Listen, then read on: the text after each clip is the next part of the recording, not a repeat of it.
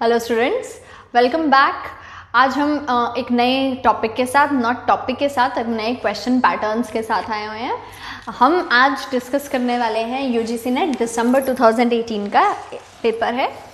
इससे पहले हम दिसंबर 2019 का एग्ज़ाम और पेपर्स चेक कर चुके हैं और ये चीज़ इसलिए डिस्कस की जा रही है ताकि हम हमारे क्वेश्चंस को ट्रेंड आउट देख सके कि क्या ट्रेंड चल रहा है, और इसी के हिसाब से ये questions are the main source जिसमें हम हमारा सिलेबस जो है वो क्या है वो हम कवर करते हैं एक्चुअली में, कि कितना सिलेबस आएगा, क्या सिलेबस होता है, और यही हमारे पास एक एक्चुअल सोर्स होते हैं कि हमें हमारी स्टडी किस तरीके से करनी, किस तरफ लेकर जाना है। ओके, तो आई एम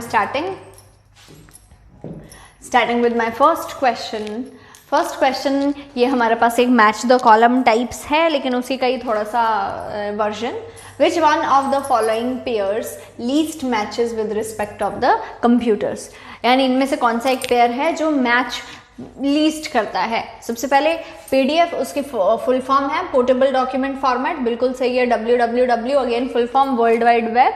मेगाबाइट की value 1024 into 1024 into 8 bits, otherwise हमने जो किया हुआ है 1 MB इक्वल टू 1024 किलोबाइट्स, है ना। अगर हम इसको इसमें नहीं लिख सकते हैं तो हम इसी वैल्यू को लिखते हैं 1 MB equal to 1024 into 1024 bytes, ठीक है ना। लेकिन अगर हम बात करें एक बाइट में भी, और एक बाइट में भी हमारे पास क्या वैल्यू होती है 8 बिट्स, तो अगर हम इसको बिट्स में कन्वर्ट कर देते तो क्या वैल्यू आएगी 1024 इंटू 1024 इंटू 8 बिट्स, ठीक है ना। तो ये हमारे पास वैल्यू रही, ये तो आपको पता ही है। इसके बाद आपको एक और चीज़ भी पता है कि यही चीज़ को हम 2 की पावर में भी डिफाइन कर सकते हैं, तो फिलहाल ये वाली वैल्यू भी सही है, उसको मैं अभी डिस्कस करवाती हूँ। लास्ट में हमारे पास आ जाता है HTTPS, क्या लिखा हुआ है hyper text transfer protocol standards. This is incorrect और हमारा आंसर भी यही है, लीस्ट मैचेस, फोर्थ ऑप्शन। क्यों नहीं? क्योंकि स्टैंडर्ड नहीं होता है, क्या होता है सिक्योर। HTTPS यानी कि S for secure in the browsers when we are surfing, तो secure is a standard that helps to identify कि हम जो भी साइट चला रहे हैं या जो हमने लिंक ओपन करके रखा हुआ है, it is 100% secure and authorized way में ही आपको प्रोवाइड किया जा रहा है, यानी ऑथराइज्ड ऑर्गेनाइजेशन से आपको प्रोवाइड किया जा रहा है, ठीक है। ये उसके लिए है अ safety, a security while using the internet। Okay, अब ये क्वेश्चन में जहां ये चीज आएगी यहीं पर ही आपको 2 की पावर भी डिफाइन करने में बोल सकते हैं, तो क्या वैल्यू रहती है हमारे पास 2⁻20 बाइट्स। लेकिन अगर हमें यही चीज 2 की पावर में बिट्स में डिफाइन करनी होगी तो हमारा आंसर क्या आएगा 2⁻20। 8 की वैल्यू क्या होती है 2 की पावर 3, तो वैल्यू क्या आ जाती है 2⁻23 बिट्स, ठीक है ना। बाई चांस अगर ये वैल्यू ना पूछे, बाकी सब सही है। Next question, which piece of the computer hardware is known as the brain of the computer? I guess ये सभी को पता है, and is responsible for processing the instruction। तो कौन सा आंसर आएगा first, that is CPU, Central Processing Unit। RAM and ROM, these are the memories of the computer। तो मेमोरीज हैं, ये स्पेस देती हैं। Motherboard, it is a board जहाँ पर मेमोरीज एंड CPU जो होता है वो कनेक्टेड होता है। ये हार्डवेयर के टर्म्स पे बात हो गई है ना। तो इसका काम क्या होता है, सिर्फ कलेक्शन देना। तो brain of the computer that actually calculates and take the decision, CPU। Next question आ गया। ये क्वेश्चन स्टूडेंट्स हमें कहाँ से आ रहा है, एक्सेल में से, और ये 2018 में ही हुआ था जब हमें एक्सेल की ऐसे शीट बनकर उसमें से कैलकुलेट करना आ रहा है। क्या चीज़, read the following spreadsheet. Excel की टर्म दी हुई है, देखिए 2 कॉलम्स दिए हुए हैं और उनमें हमें कुछ न्यूमेरिकल वैल्यूज दी हुई हैं, ठीक है। अब क्वेश्चन पढ़ते हैं। The equation in cell B2 is A2 plus $B $1। कहाँ पर है B2, B and 2, तो कौन सा वाला सेल हो गया, this cell, it is B2, ठीक है। अभी ये जो B2 सेल है इसमें इक्वेशन क्या लिखी हुई थी, A2 एंड B1। अब हम क्वेश्चन पढ़ लेते हैं पहले। The equation is then copied and paste to B3, B4 and B5। B3, B4 और B5 में कॉपी की। कैसे कॉपी करते हैं हम, using the drag method. Just B2 इसके कॉर्नर पर लेकर जाएंगे एंड नीचे ड्रैग कर देंगे। What should the value in B3, यानी B3 सेल में क्या वैल्यू आती है। नीचे आंसर्स देखिए, हमको ऑप्शंस जो दिए हुए हैं वो क्या है, नंबर्स में है ना। तो अब देखिए हमें यहाँ क्या कैलकुलेट करना था। सबसे पहले तो हम क्या कर रहे हैं, ऐड कर रहे हैं दो वैल्यूज को। कहाँ पर, B2 की वैल्यू हमें दी हुई थी, B2 it is the value that is A2 plus $B$1। अगर आपको याद हो तो मैंने आपको एक्सेल में रेफरेंसिंग्स करवाई थी, यानी सेल रेफरेंसिंग्स करवाई थी। तो ये उसी का ही एक क्वेश्चन आ गया है हमें। A2 ये हमारे पास रिलेटिव रेफरेंसिंग है जो हम यूज कर रहे हैं, एंड $B1 ये हमारे पास क्या है, एब्सोल्यूट रेफरेंसिंग। अगर हम रिलेटिव रेफरेंसिंग की बात करें तो relative referencing has the property to change, whereas absolute referencing has the property कि ये अपने सेल की वैल्यू को फिक्स रखता है। अब अगर हम B2 की बात करें तो B2 में वैल्यू क्या पास हुई, A2 एंड B1, यानी कि क्या वैल्यू पास हो जाती, 20 प्लस B1 की वैल्यू क्या आएगी, 16, है ना। ये तो हमसे चलो पूछा नहीं है। अब लेकिन अगर हम इसको कॉपी करते टू B3 तो क्योंकि रिलेटिव रेफरेंसिंग चेंज होती है तो A2 की बजाय हमने ड्रैग करके नीचे कॉपी किया होता है, तो वैल्यू अपने आप क्या चेंज हो जाती, A2 से A3, ये क्योंकि हमने ड्रैगिंग नीचे की हुई है ना।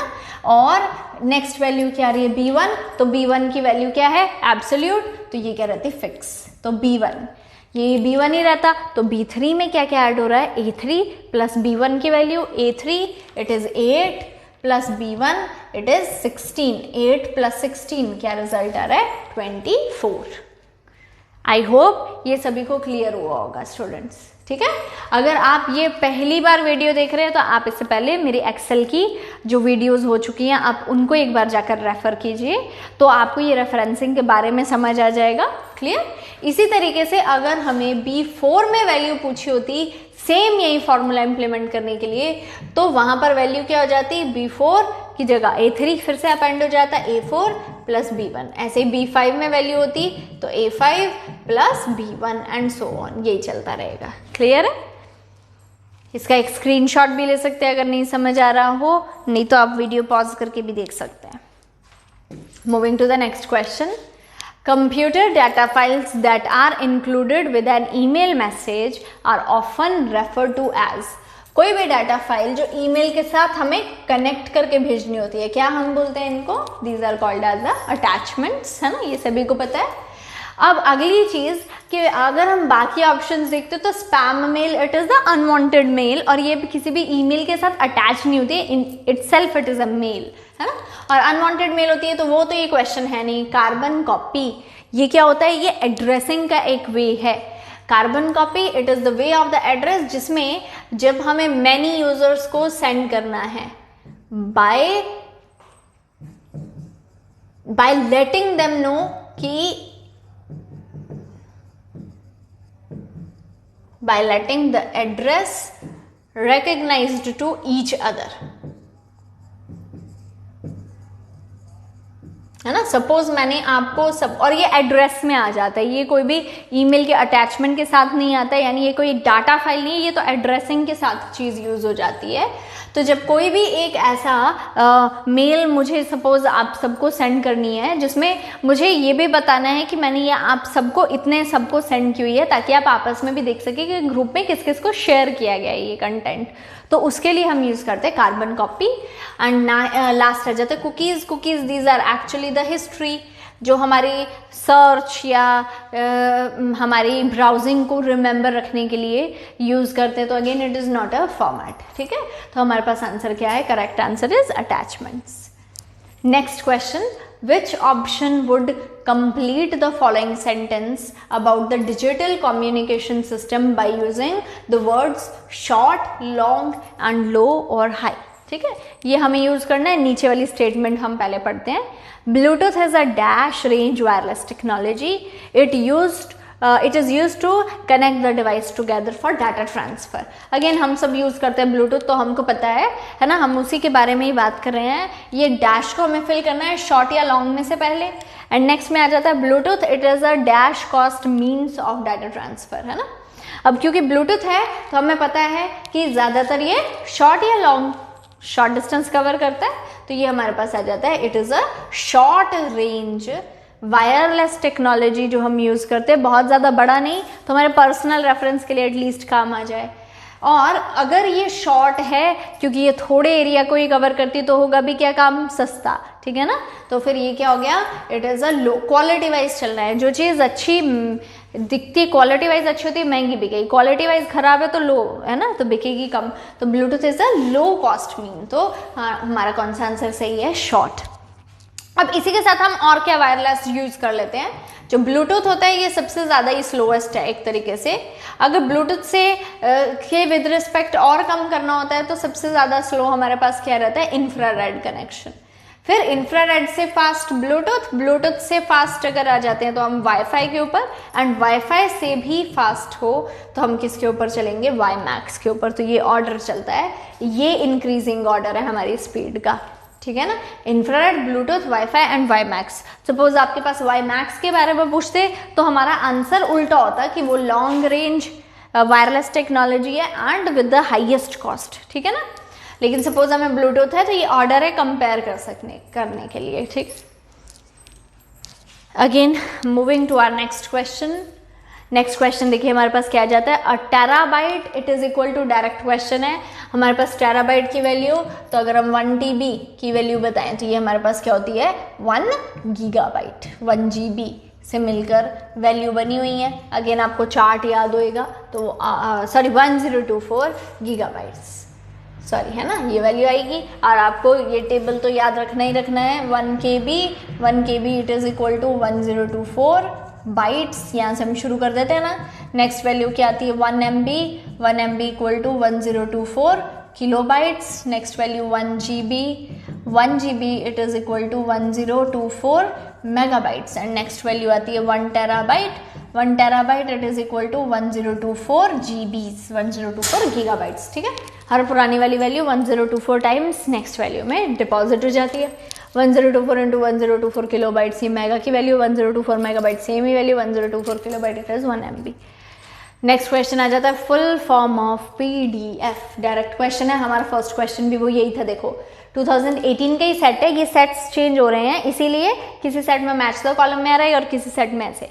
तो PDF it is fourth option. Portable document format, portable document form नहीं है, पोर्टेबल डाटा नहीं होता है, पोर्टेबल डाटा फॉर्म नहीं, दोनों ही नहीं होते, ठीक है। Portable document format direct full form है। एब्रीवेशंस बहुत ध्यान से याद रखनी है। कौन कौन सी, ये फाइल है तो जितनी भी हम डाटा फाइल्स जो हम शेयर करते हैं इनके एब्रीवेशन पता होनी चाहिए। ऑडियो, वीडियो, इमेज, सबसे ज़्यादा हम यही चीज़ें शेयर करते हैं। द डाटा फाइल्स, इसका मतलब क्या रहता है, जो डॉक्यूमेंट्स या फिर शीट्स है ना, या फिर PDFs, यही तो हो गया जो सबसे ज़्यादा कॉमनली जो हमारा डे रूटीन में शेयर होता रहता है। तो एटलीस्ट हमको इन सब की एक्सटेंशंस, फाइल एक्सटेंशंस पता होनी चाहिए। Moving to our next question, the binary equation of -23 base 10 इज 2's complement system for the negative number system. ये हम ऑलरेडी कर चुके हैं। तो सबसे पहला स्टेप क्या होगा, हमें आइडेंटिफाई क्या करना है, 2 का 23 का बाइनरी। कैसे हम निकाल रहे थे, विद द सीरीज 1 2 4 8 16, क्या वैल्यू चाहिए, 23। कौन कौन सी वैल्यूज ऐड करनी होंगी, 16 + 4 20 + 2 22 + 1 23, ठीक है।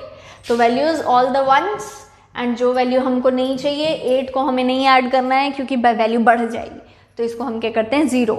ये हमारे पास आ गया 23 का बाइनरी, ठीक है। ऐसे नहीं तो आप डिवाइड करने वाले मेथड से, एलसीएम वाले मेथड से भी निकाल सकते हैं। फिर इसके बाद हम क्या करते थे, 2's कॉम्प्लीमेंट से पहले हम 1's कॉम्प्लीमेंट नंबर का निकालते हैं, यानी कि ये नंबर को पूरा क्या कर देते हैं, रिवर्स, वैल्यू के आगे 0 1 0 0 0, ठीक है ना, ये 1's कॉम्प्लीमेंट। और लास्ट में 1's कॉम्प्लीमेंट +1, ये वाली वैल्यू क्या डिफाइन करती है, the value of 2's complement, ठीक है ना। तो क्या हो गया, 0 + 1 1, 1's कॉम्प्लीमेंट में ऐड करना है बाकी सारी वैल्यू 0 0 एंड 1 एंड 0, ठीक है ना। ये हमारा लास्ट आंसर आ गया। तो हमारा कौन सा ऑप्शन आया, सेकेंड। दूसरी चीज यहाँ स्टूडेंट्स, एक और फायदा हमें मिल रहा है क्वेश्चन में, ऑप्शंस गिवन है और ऑप्शंस में हमें 5 बिट्स ही प्रोवाइडेड थी। इसका मतलब हम 8 के ऊपर जाने की ज़रूरत नहीं है, हम 5 बिट्स के साथ ही हमारा आंसर ले सकते हैं। और 2's कॉम्प्लीमेंट में हमें 8 बिट्स का फंडा वैसे भी ज़्यादातर इंक्लूड नहीं करना होता है, वो हम एक दूसरा मेथड यूज़ करते हैं साइंड मैग्नीट्यूड का, नेगेटिव नंबर्स को आइडेंटिफाई करने के लिए। वहाँ पर हमें 8 बिट्स या 16 बिट्स का फंडा लेकर आना, नहीं तो ऑप्शन से समझ आ जाएगा। क्लियर है? तो ये हमारे पास स्टेप रहे। मैं आपको थोड़ा सा टाइम भी दे रही हूँ इसको नोट करने के लिए, और ये नहीं किया होगा तो नंबर सिस्टम्स का लेक्चर जो है वो आप रिवाइज कर सकते हैं। Again, next question, again a direct abbreviation, DNS, it is called as domain name system. Domain name system, it is actually a server. ठीक है? इंटरनेट पर domains, these are the spaces, जो कि काफ़ी अलग अलग तरीके से आइडेंटिफाई कर सकते हैं। तो जितनी भी ये स्पेसेस है उनकी स्पेस को मैनेज करना, उनको लिंक करना, उसके एड्रेसेस वगैरह को लिंक करना, ये एक सर्वर का काम होता है। और वो सर्वर के लिए हम टर्म डिफाइन करते हैं डोमेन नेम सिस्टम, यानी एक सर्वर सिस्टम जो पूरा का पूरा सिस्टम यानी डोमेन्स और उनकी क्लासिफिकेशन को अच्छे से सिंक्रोनाइज करके रखने में हेल्प करता है। ठीक है, नेक्स्ट क्वेश्चन पे मूव करते हैं। Which of the following given statements are true? ठीक है, स्टेटमेंट्स पढ़ते हैं। Modem it is a networking device, modem it is a voltage stabilizer, modem converts analog signal to digital signal and vice versa। अब आपने modem आपके घर में भी काफ़ी बार यूज़ किए होंगे, क्यों? हम इंटरनेट के टाइम पर यूज़ करते हैं। एक्चुअली में modem it is a device जो ज़्यादातर फेमस हुई है वो अपने इस रीज़न से, वो क्या, द ब्रॉडबैंड कनेक्शन जो हम यूज़ करते हैं उसको शेयर करने के लिए। एक लाइन पे अगर हम इंटरनेट कनेक्शन ले रहे होते और हमारा कनेक्शन जो है काफ़ी अच्छी स्पीड के साथ है, जिसको हम आगे डिस्ट्रीब्यूट करना चाहते हैं to more than one devices, उसके लिए हमने मॉडेम को इंट्रोड्यूस किया था। तो modem actually it is a device that modulate the signal. ये मॉड्यूलेशन क्या थी? कमिंग जो सिग्नल है वो एनालॉग फॉर्म में है तो उसको पहले कन्वर्ट करता है डिजिटल में, एंड देन डिस्ट्रीब्यूट करना है तो इसको क्या कर देता है? डीमॉड्यूलेट। और डीमॉड्यूलेशन ये क्या हो गए? डिजिटल से एनालॉग। तो मॉड्यूलेट एंड डीमॉड्यूलेट, मॉ एंड डम, ये यहां से वैल्यू मिलकर बनी हुई है। तो ये तो हमारी डेफिनेशन है। कौन सा? C point. तो modem converts an analog signal to digital and vice versa, है ना। मॉड्यूलेट एंड डीमॉड्यूलेट ये सही होगी।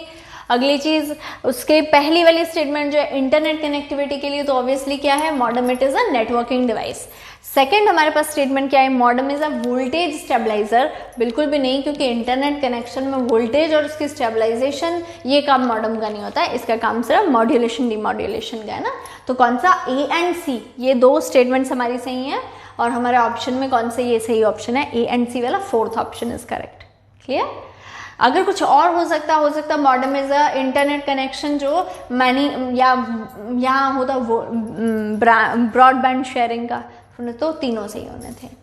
नेक्स्ट क्वेश्चन आ जाता है, moving to the 11th question. What is it? Dash denotes an error in the computer programme.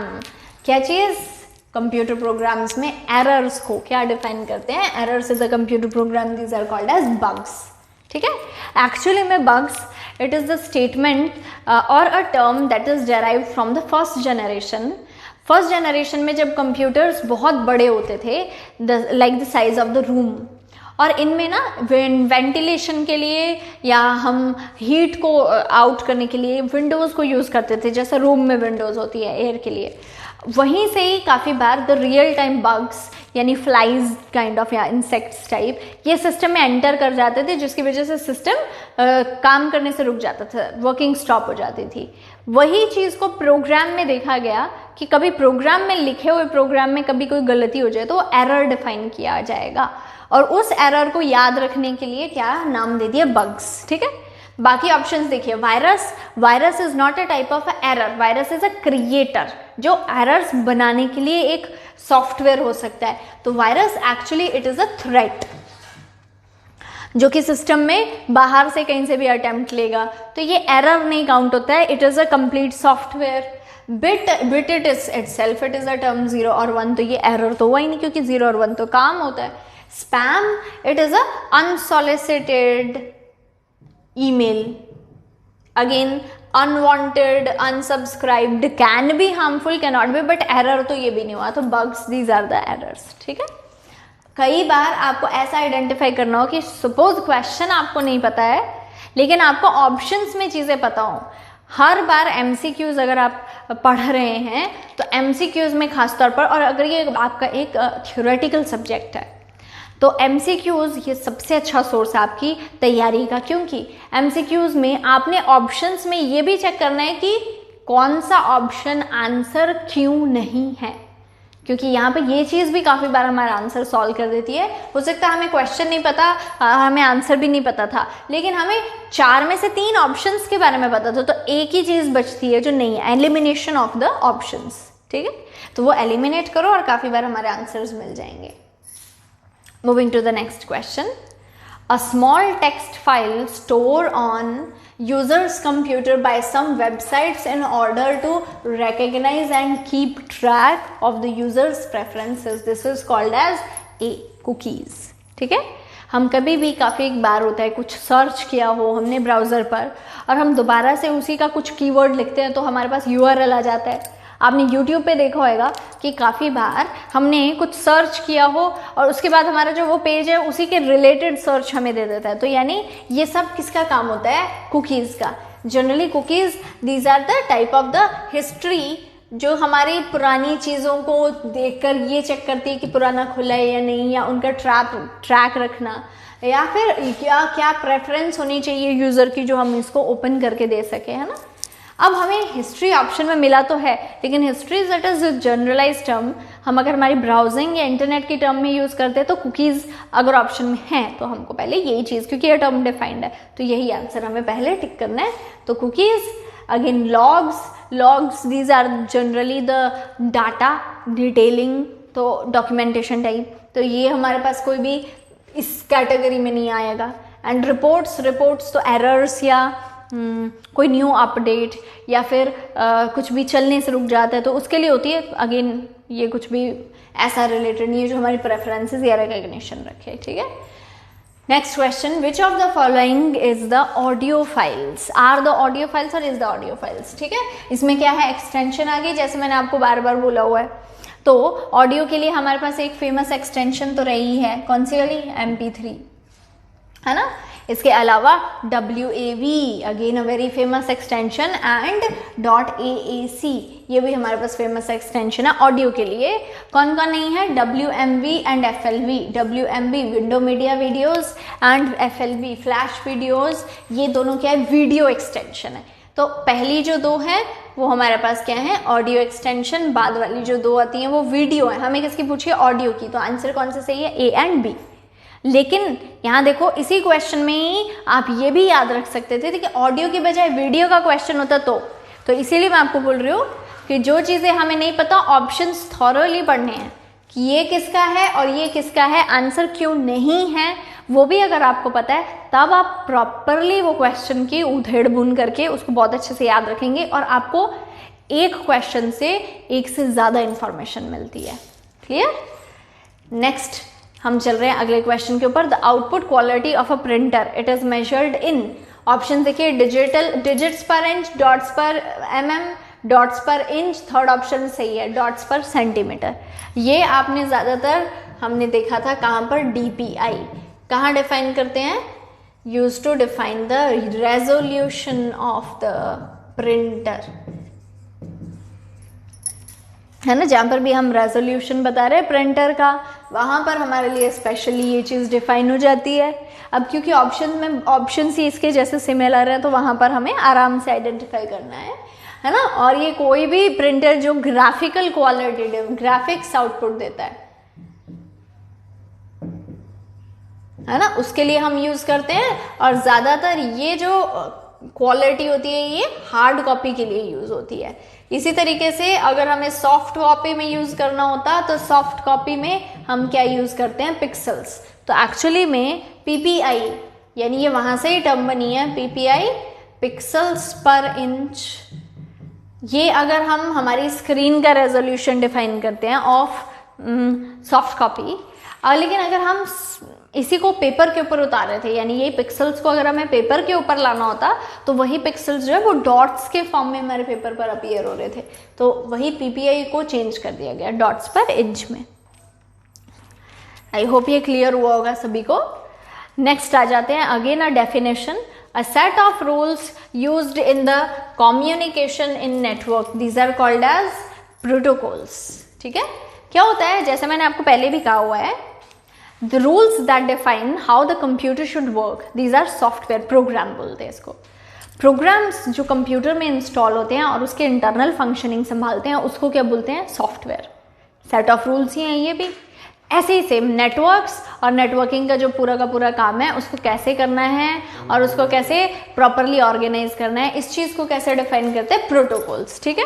अगले option addresses. Address की कोई लिंक को ओपन करना है वेबसाइट के लिए हो सकता है. सेट ऑफ रूल्स के लिए जो कोई नेटवर्किंग कम्युनिकेशन इस्टेब्लिश करे वो तो नहीं है. प्रेफरेंसेस अगेन नहीं लिंक्स के बारे में. और इंटरफेस नहीं है, यानी हमसे रूल्स के बारे में पूछा जाता है. Rule interface are not the rules, interface are the medium. ठीक है, तो ये हमारे पास आगे हमारे 15 क्वेश्चंस हो चुके हैं. नेक्स्ट आ जाते हैं. Which of the following denotes the internet hardware requirement. हमें इंटरनेट के लिए हार्डवेयर जो ज़रूरत होती है ये हमने कंपोनेंट्स ऑफ नेटवर्क में कवर किया हुआ है ऑलरेडी. तो आप वो सेक्शन में जाकर इनको फिर से पढ़ सकते हैं. क्या क्या चीज़ चाहिए, हब भी चाहिए, ब्रिज भी चाहिए, router, gateway, modem, all the options are the part of the networks.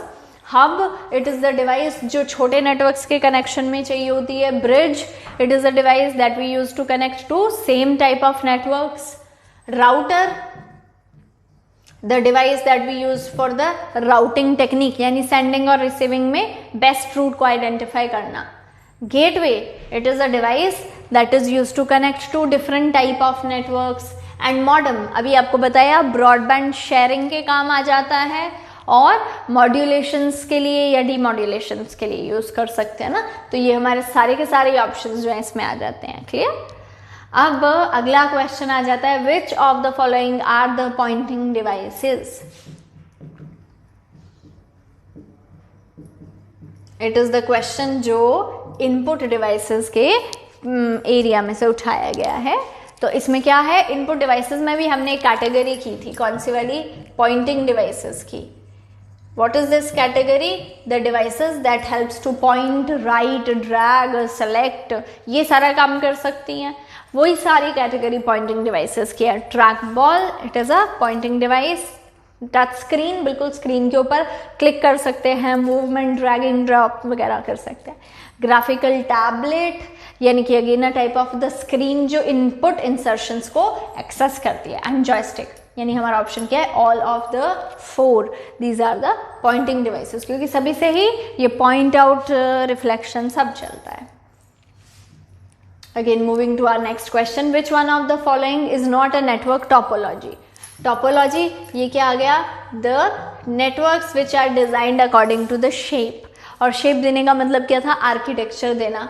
अब इसमें हमने काफ़ी फेमस की हुई है, bus is a topology, ring is a topology, star is a topology, whereas chain is not a topology.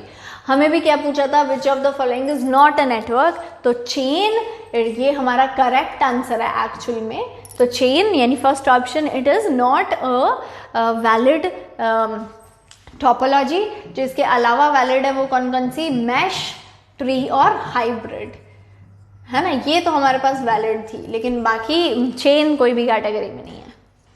अगला question आ गया, अगेन मैच द कॉलम. ये हमें अभी इस टाइम पे भी काफ़ी बार क्वेश्चन में 2019 में भी और 18 में भी देखो. तो ये मैच द कॉलम टाइप काफ़ी हमारे पास इस टाइप के काफ़ी क्वेश्चंस रहे हैं. List 1 and list 2.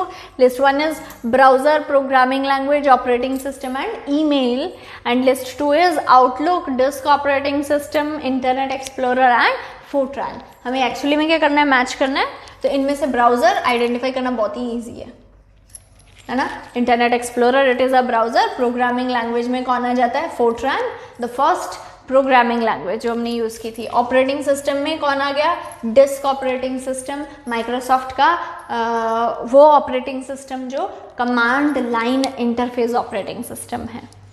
And last आ जाता है ईमेल. ईमेल के लिए कौन आ रहा है, आउटलुक, क्योंकि माइक्रोसॉफ्ट ऑफिस में से outlook it is the application software जो मेलिंग के पर्पज से डिज़ाइन किया गया. Clear.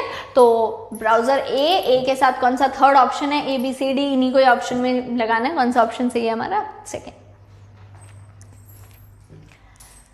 Again, moving to the next question. Next question is, firewalls are used to protect a computer on a network against, C option is the correct, unauthorized access.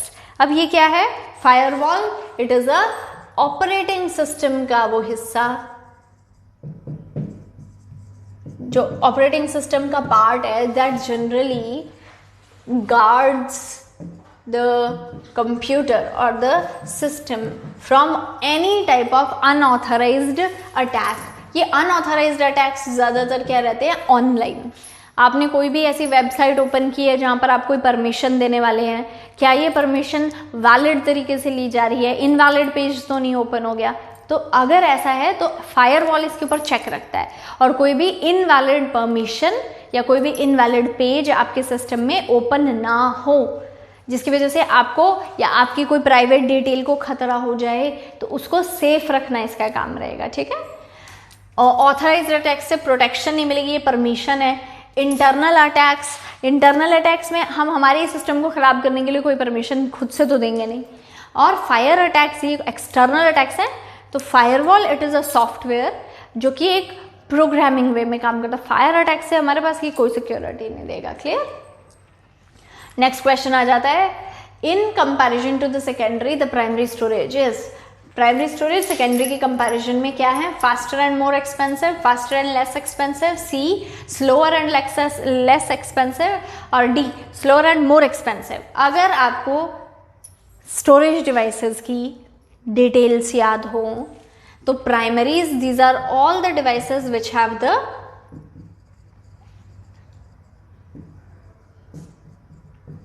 क्या चीज? Direct access of CPU. और अगर secondaries की बात करें तो secondaries these have indirect access, है ना. तो डायरेक्ट एक्सेस ऑफ सीपीयू यानी कि प्राइमरी सीपीयू से पहले कनेक्टेड होती है तो ये हमेशा क्या होती हैं? Fast.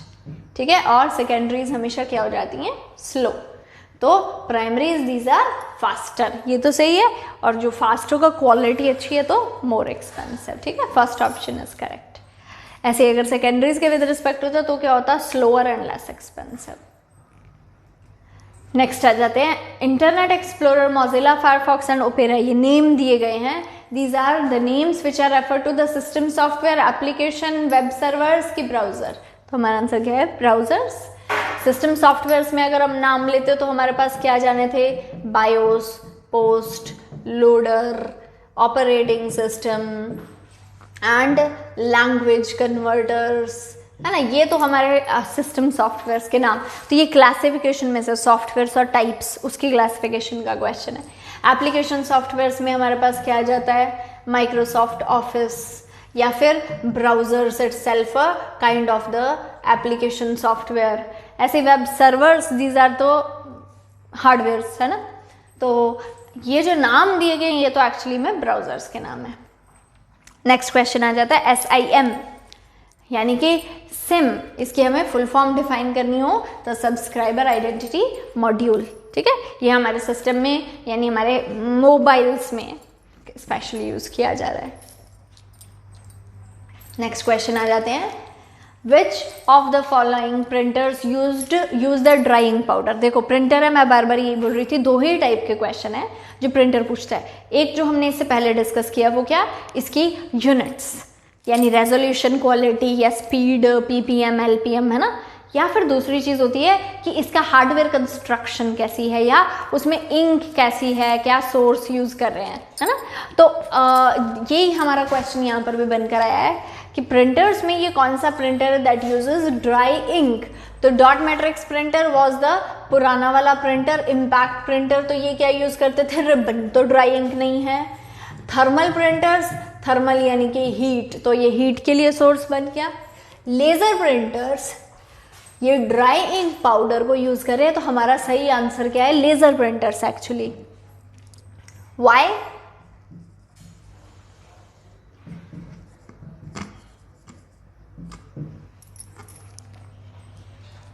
Because laser printers these uses cartridge, है ना. और ये कार्ट्रिज क्या है? एक सिलेंडर जिसके ऊपर इंक को पाउडर के फॉर्म में यूज किया गया था ताकि स्मज ना हो. और इंकजेट प्रिंटर ये क्या यूज करता है? लिक्विड इंक, तभी तो जेट स्प्रे करेगा, है ना. इंकजेट को ओवरकम करके लेजर बनाया गया था, तो laser printer is the correct answer जो हमें यहाँ पर डिफाइंड है। The next question, what is this? A virus hoax is an untrue virus warning. ये आपको पहले ही इसकी डेफिनेशन दे दी है। When you receive a virus hoax such as the one below, what is the appropriate action? क्या मिल रहा है? Warning मिल रही है। सब्जेक्ट वार्निंग, क्या वार्निंग है? A new virus has been detected in your computer, format your hard disk and reinstall all the software immediately. ज़्यादातर ये चीज़ क्या है? It is untrue. क्यों? आपने कोई भी लिंक नहीं ओपन किया, आपने कोई भी पेन ड्राइव भी नहीं कनेक्ट किया है, या आपने इंटरनेट पर कुछ ओपन किया है लेकिन आप कुछ डाउनलोड भी नहीं कर रहे, सडनली आपके पास ऐसा कोई लिंक आ जाए, तो ये एक अनट्रू स्टेटमेंट होती है, यानी एक गलत वार्निंग होती है जिसके थ्रू आपको कोई अनऑथराइज्ड अटैक होने या करने के लिए कोई पॉसिबिलिटी दिखा रहे हैं, या कोई पॉसिबिलिटी हो सकती थी। तो इसमें अगर आपको ऐसी कोई वार्निंग मिले तो आपने इसको कभी भी फॉलो नहीं करना होता है। तो अभी इनमें से कौन सा अप्रोप्रिएट एक्शन है जो आप लेंगे? Format your hard disk and reinstall all the software immediately. हमें क्वेश्चन में बता दिया दिस इज अनट्रू, तो हम ये क्यों करें, है ना। Next is forward the email to your friends. अगर ये आपको एक तरीके से अनट्रू और मिसगाइड कर रहा है इन्फॉर्मेशन, तो आपको भी ये आगे कहीं नहीं करना चाहिए। थर्ड ऑप्शन क्या है? Ignore this email will be the correct one, लेकिन ऑप्शन फोर्थ देख लेते हैं, रिप्लाई टू द सेंडर, कदापि नहीं। ठीक है, जब भी ऐसी कुछ अनसॉलिसिटेड ईमेल्स वगैरह आए, हमने किसी भी तरीके से रिप्लाई या रिस्पॉन्स नहीं करना होता है। तो हमारे लिए आंसर कौन सा सही है? थर्ड, इग्नोर दिस ईमेल, क्योंकि कुछ नहीं है, डिलीट कर दो, आप आपके ट्रैश में डाल दो और उसके बाद आप आपके कैरी ऑन कर सकते हैं। क्लियर? जब तक कि कोई एक ऑथराइज्ड नेम या कोई भी चीज़ है परफेक्टली आपको नाम दे के ना डिफाइन कर रही हो, तब तक ये चीज़ नहीं करनी चाहिए। Again moving to the next question, which of the following statements regarding the term ICT is are true? ठीक है, अब इसके रिगार्डिंग हमने नीचे वाले स्टेटमेंट्स को चेक करना है। पहले हम स्टेटमेंट्स पढ़ लेते हैं। Statement P, ICT it is the abbreviation of information and collaboration technology, meaning technology related to the information and collaboration such as computer and internet. Okay, next Q statement is the gap between the people with effective access to ICT and those with a very limited or no access at all, it is termed as digital divide. Okay, ठीक है। अब यहाँ पर हमें क्या पूछा हुआ है कि ICT के रिगार्डिंग कौन सी स्टेटमेंट ट्रू है? तो फर्स्ट स्टेटमेंट जो हमारे पास रही है ये अनट्रू है। ICT is the abbreviation for the information and collaboration technology. ये नहीं होता है, इंफॉर्मेशन एंड कम्युनिकेशन टेक्नोलॉजी है ICT, information and communication technology,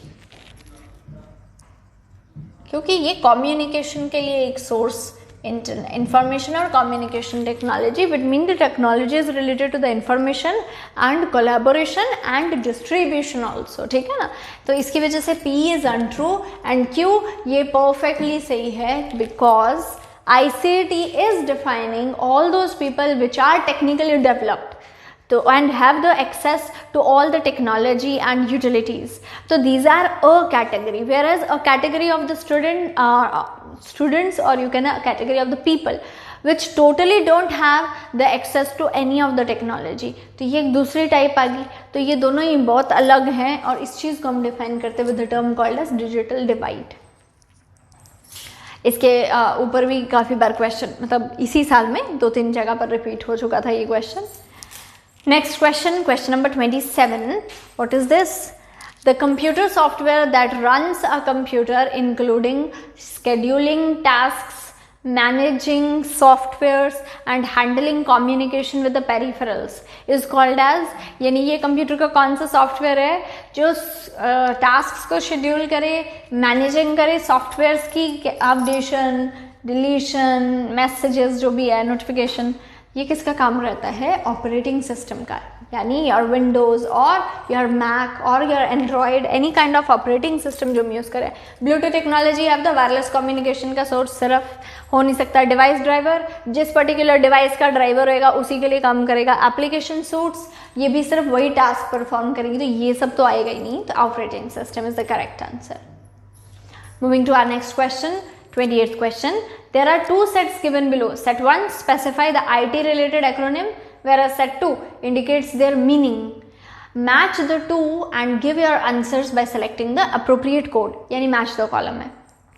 Again question number 1, DPI first option set 1 में, second option CRT, third option NIC and third option CD-ROM. DPI आपको पता है dots per inch, हम टर्म पहले ही कर चुके हैं प्रिंटर्स के विद रिगार्ड ये चीज यूज होती है। CRT कैथोड रे ट्यूब, ठीक है, ये टर्म हम स्क्रीन्स पर यूज करते हैं, मॉनिटर स्क्रीन की टाइप है। NIC नेटवर्क इंटरफेस कार्ड, यानी कि नेटवर्किंग डिवाइसेस के लिए एक सेमीकंडक्टर कार्ड होता है जो मदरबोर्ड पर ही होता है। और CD आपको पता है कॉम्पैक्ट डिस्क, ठीक है। अब इसमें राइट साइड सेट सेकंड करते हैं। measures the resolution of the laser printer, कौन करता है? DPI. an example of read only storage, कौन है? CD read only memory. third a type of a computer monitor, कौन है? CRT, it is a type of a computer monitor. 3 type के हमारे पास computer monitors हैं, CRT, then LCD and then LED, है ना। ये तीनों ही बहुत फेमस नाम है, हमने सबने सुना होता है। एंड लास्ट क्या जाता है? Enables a computer to connect to the another computer, ये क्या होते हैं? नेटवर्क इंटरफेस कार्ड, क्योंकि यही काम करेंगे। तो ए ऑप्शन, फर्स्ट ऑप्शन ही जो है वो हमारा करेक्ट है। क्लियर? तो मैच द कॉलम्स अगेन, आपको एक ही बार में उन्होंने देखो कौन कौन सा एरिया कवर कर लिया। प्रिंटर्स कवर कर लिया, मॉनिटर स्क्रीन कवर कर ली यानी output device, network interface card input output device, networking भी कवर कर ली और CD स्टोरेज डिवाइसेस भी कवर कर ली एक ही क्वेश्चन में। Next question, which of the following indicates different types of computer file formats, ठीक है। The following covers which of them is devoted exclusively to the graphics file format, इनमें से एक ऐसा कौन सा है जो ग्राफिक्स इमेजेस फाइल फॉर्मेट है? कौन सा ऑप्शन है? C, PNG, GIF and JPEG। बाकी सब ऑप्शंस क्यों नहीं है? XLS शीट्स है, डॉक्यूमेंट है, एंड इसमें HTML, it is a web address, web pages के एक्सटेंशन। तो सिर्फ ग्राफिक्स के लिए कौन हो जाता है? PNG, GIF एंड JPEG, तीनों ही ग्राफिक्स की यानी इमेजेस, ये ग्राफिक्स के लिए फॉर्मेट है। नेक्स्ट क्वेश्चन इंटरनेट का है। इंटरनेट के आपको काफ़ी क्वेश्चन आ चुके हैं देखो अभी तक। The internet begin with the development of ARPANET, the first network that was developed, मैंने उसका नाम लिखवाया था, ठीक है। तो यहाँ से स्टार्ट हुआ था। Extranet is any other network, ये बाद में टर्म आई है। इंटरनेट लैन की ही एक टर्म डिफाइन होती है with in the same net. Use net, ये भी एक नेटवर्क डिफाइन किया गया था लेटर ऑन। फर्स्ट नेटवर्क जो डिफाइन किया गया था that was ARPANET। Again next question, Bluetooth. Bluetooth, it is an example of which one of the following network? LAN, local area network, PAN, personal area network, MAN, metropolitan area network, या WAN, wide area network. तो Bluetooth it is a type of a personal connectivity. आपके एक computer से दूसरे computer में कुछ transfer करना है, एक मोबाइल से मॉनिटर में कुछ आपने ट्रांसफर करना है, या लैपटॉप से आपके ही किसी दूसरे, या आप with in your house, home और फ्रेंड्स, तो यानी ये क्या हो गया? Personal connectivity. Okay, next question, which one of the following is not a part of the suite of the products of Microsoft Office? Microsoft Office का कौन part नहीं है? Microsoft Publisher, Microsoft PowerPoint, Microsoft Excel, Microsoft Windows नहीं है। क्यों? Microsoft Windows itself it is a operating system and Office is a part of Microsoft Windows, लेकिन बाकी सब these are the part of Microsoft Office suite। suite क्यों? क्योंकि एक ही package है, ठीक है, कोलैबोरेशन है बहुत सारे सॉफ्टवेयर्स की। Again the next question binary equation में से आया है। If the binary equation of the decimal number 53 is this, then the binary equation of the decimal number 50 is. तो इसका मतलब हमें बाइनरी ही कुछ पूछा जा रहा है निकालने को। सबसे पहले तो हम 53 का चेक कर लेते, देखो क्या है, 1 2 4 8 16 एंड 32। क्या क्या वाली आ रही है? 32 प्लस 16 48, 48 प्लस 4 52, 52 प्लस 1 53, इसका मतलब 53 का बाइनरी लिखा है। ऐसे हमें क्या बताना है, 50 का बाइनरी। 1 2 4 8 16 एंड 32 क्या चाहिए, 32 प्लस 16 कितना हो गया 48, और क्या चाहिए 42, 1 1 1, बाकी सब क्या हो जाएंगे 0। तो क्या वैल्यू आएगी 1 1 0 0 1 0। कौन सा ऑप्शन सही है, सेकेंड ऑप्शन। नहीं है तो आपको याद है एलसीएम वाला मेथड हम यूज कर सकते हैं, ठीक है। नेक्स्ट क्वेश्चन, ये क्वेश्चन काफ़ी ज़्यादा डिमांडेड था जब मैं लेक्चर्स ले रही थी, तो ये लेक्चर्स में मेरे से स्किप हो गया, लेकिन इसीलिए मैं आपको यहाँ डिफाइन कर रही हूँ। ये ईमेल का क्वेश्चन है, बहुत सिंपल है। अब इसमें से आपने चेक क्या करना है, Mohan tales his friend Sohan, जिसकी ईमेल आईडी दी है रोहन, उसकी ईमेल आईडी दी है, एंड जॉन, उसकी ईमेल आईडी दी है, the date of his birthday party through an email as shown below. मेरे पास बिलो जगह नहीं थी तो मैंने बिलो की बजाय अबव, ये फोटोग्राफ है। क्या लिखा हुआ है, to sohan@gmail.com, CC Rohan. I guess आपको ये सबको विजिबल होगा पूरा का पूरा टेबल, हाँ जी, ठीक है। To Sohan CC Rohan BCC John @ and इसके बाद देखो क्या दे दिया हुआ है, सब्जेक्ट्स दे दिए हुए हैं, सब्जेक्ट है एंड देन उसके बाद मेन कंटेंट दिया हुआ है। क्लियर। अभी देखो यहाँ पर हमें जो फील्ड्स ध्यान में रखने हैं, टू ऑब्वियसली आपको पता है ये कंटेन करता है फील्ड ऑल द एड्रेसेस जो हमारे सेंडर्स के होते हैं, ठीक है ना, और अदरवाइज रिसीवर्स के होते हैं दूसरे एंड पर। CC and BCC are the part of to. CC it is the term called as carbon copy, ये मैं पहले भी डिस्कस कर चुकी हूँ इसी सेट में। And BCC it is the part, this is called as blind carbon copy, ठीक है। अब बाई चांस हमें कोई एक ऐसा URL जो सबसे छुपाना है तो हम उसको हमेशा ब्लाइंड कर देते हैं, ठीक है। और subject and hello to all and Mohan जो भी मैसेज लिख रहा है वो सब तो हमारे पास है ही। अब इसमें से हमें क्या करना है, which of the following can not be derived from this email. ये ईमेल से क्या चीज़ डेराइव नहीं हो सकती। ऑप्शंस देखिए, John knows that both Sohan and Rohan receive this email. John का एड्रेस कहाँ पर है, it John's address is blinded, लेकिन CC में रोहन एंड 2 में सोहन है, तो जॉन को पता है कि सोहन और रोहन जो है इन दोनों को ये मेल गई हुई है क्योंकि इनका एड्रेस हमने छुपाया नहीं है। क्लियर। लेकिन जॉन का एड्रेस छुपा हुआ है, तो what is this address which is actually the blind address, it is John @ तो the blind address is not visible to anybody, whereas the बाकी सारे addresses are going to visible to John, लेकिन John वाला जो address है ना वो किसी को भी दिखाई नहीं दे रहा है, ठीक है। तो पहला ऑप्शन क्या है, John knows that Sohan and Rohan receive the email, true. Next option, Sohan knows that Rohan receives the message, बिल्कुल ट्रू है। बाय डिफॉल्ट 2 है, जो 2 है वो भी CC रेफरेंस के थ्रू ही मैक्सिमम टाइम जाएगा, या फॉरवर्डेड होता है मैसेज, या हम सी कर सकते हैं। Third option, Rohan knows that John receives this message. क्या रोहन को पता है कि जॉन को भी मैसेज गया है, नहीं, क्योंकि जॉन का मैसेज इनविजिबल होगा। रोहन को सोहन का पता है, सोहन को रोहन का पता है, जॉन को रोहन और सोहन दोनों का पता है। क्लियर। लेकिन रोहन को या सोहन को, दोनों को जॉन का नहीं पता होगा, तो third option is the correct one. और लास्ट ऑप्शन देख लेते हैं, Sohan knows that the birthday party will be held on 15, John also knows, Rohan also knows, and Sohal also knows, all the three knows that the party is on 15th. Clear है? I hope ये सभी को clear हुआ होगा. What is this? The address that is contained in the blind carbon copy field, it is the address which is not visible to anybody, but all the addresses are visible to this blind one. Clear? Next चलते हैं to our next question.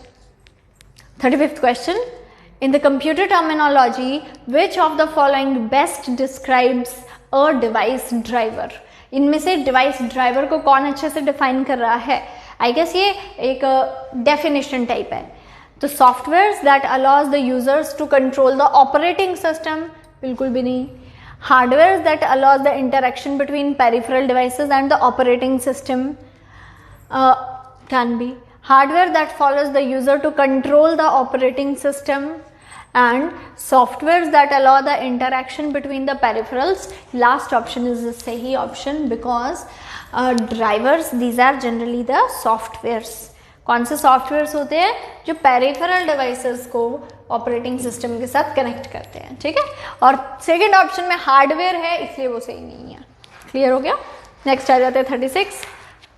Again a definition, the gap between the individuals in the society who are computer literate and have the access to information resources like the internet and those who do not is referred to as digital divide। ठीक है, a term terabyte divide नहीं होता है, ICT divide नहीं होता है, information overload भी नहीं है।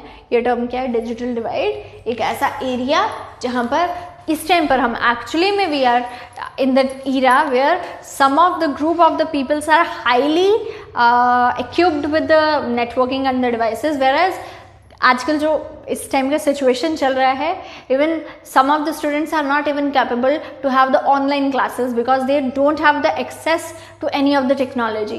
तो this is the difference that is defining between the students who have the access and the students who totally don't have the access and disconnected. So this is the term defined as the digital divide, sorry.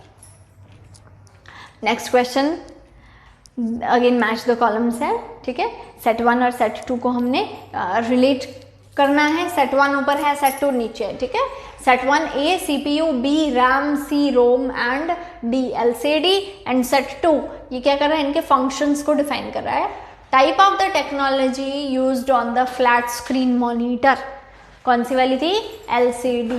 D के लिए first option आ जाता है। Controls all the functions performed by the computer and other components. किसकी बात हो रही है? CPU की बात हो रही है। तो A के लिए कौन सा ऑप्शन है सही? सेकेंड। लेकिन सेकेंड हमारे पास दो ऑप्शंस में। चलिए आगे चलता है। ROM it is a permanent storage that is not erased when the computer is turned off, क्योंकि नॉन वॉलेटाइल होती है। whereas RAM is the temporary. तो बी के लिए कौन सा है? बी के लिए सेकेंड नहीं, थर्ड है। बी के लिए थर्ड है, तो ये हमारा ऑप्शन सही है। Second option is the correct one. Sorry. Next question, the following list indicates the different type of computer networks. Arrange them in the ascending order on the basis of the geographical space। ठीक है, छोटे से बड़े से बड़ा area के हिसाब से हमने लगाना है। मैन, लैन, वैन।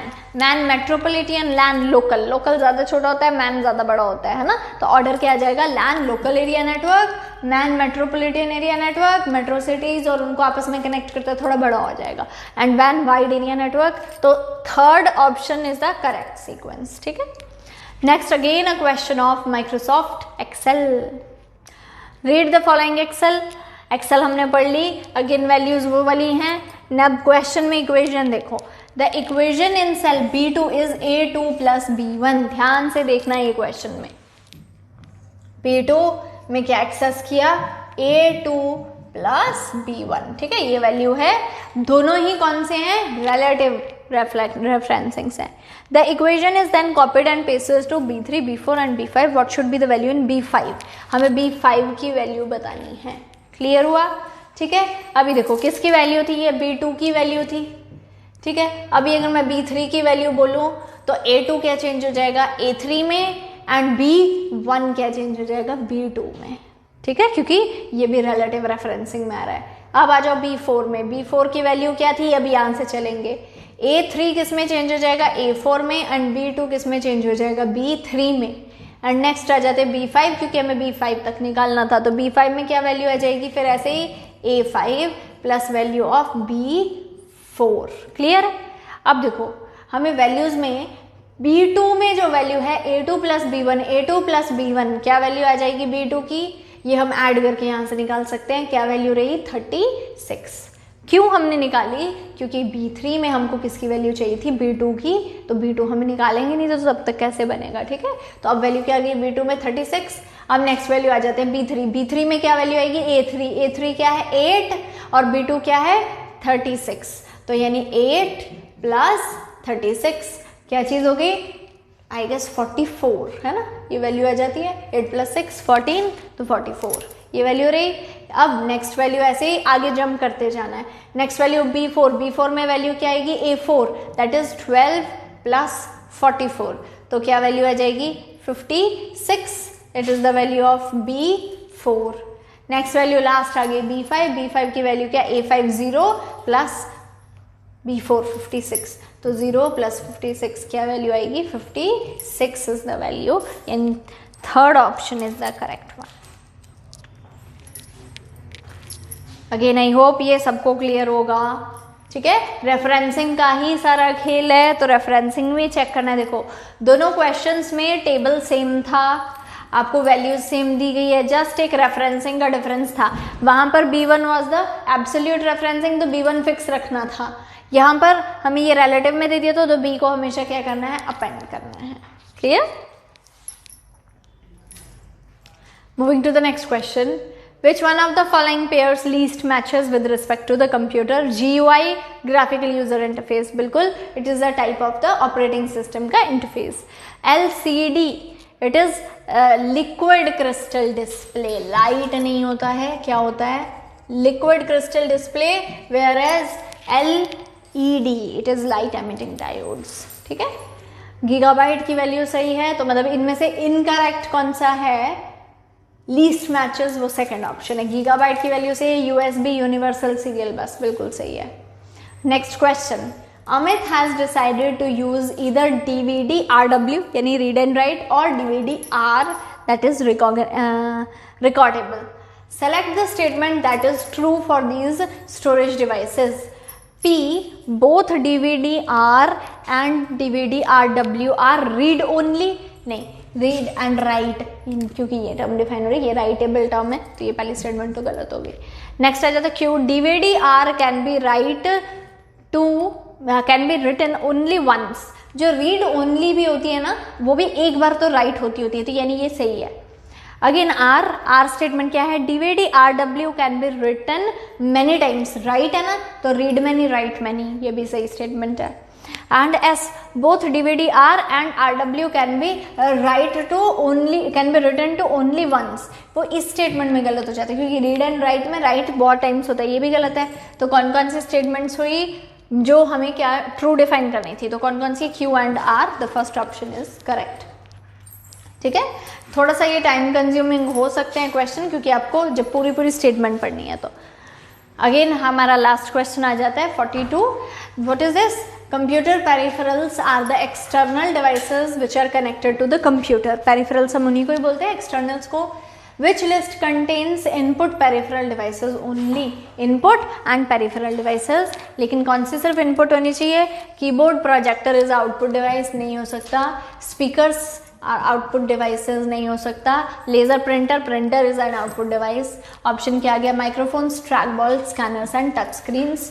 तो यानी ये सारे के सारे कंटेन्स द मैक्सिमम ऑप्शंस जो इनपुट में आते हैं। अगेन इनपुट आउटपुट कैटेगरी में से ये क्वेश्चन भी आ रहा है ना। तो ये हमारे पास कुछ क्वेश्चंस रहे हैं जो हमारे 2018 के हैं, दिसंबर के, जून 2019 एंड दिसंबर 2019, इससे पहले ही हो चुका है डिस्कस।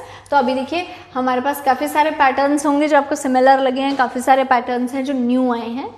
इन क्वेश्चंस को अगर आप ध्यान से पढ़ रहे हैं या प्रीवियस ईयर पेपर्स ध्यान से करते हैं, तो अगेन ऑप्शंस कैसे एलिमिनेट करने हैं उन पे ध्यान रखिए। ओके, अभी स्टूडेंट्स हम इसके बाद नेक्स्ट अपडेट्स के साथ आपको time to time videos provide करते रहेंगे। तब तक के लिए कीप वॉचिंग, शेयर करते रहिए और कमेंट्स में आपकी डिटेल्स बता देते हैं। Thank you.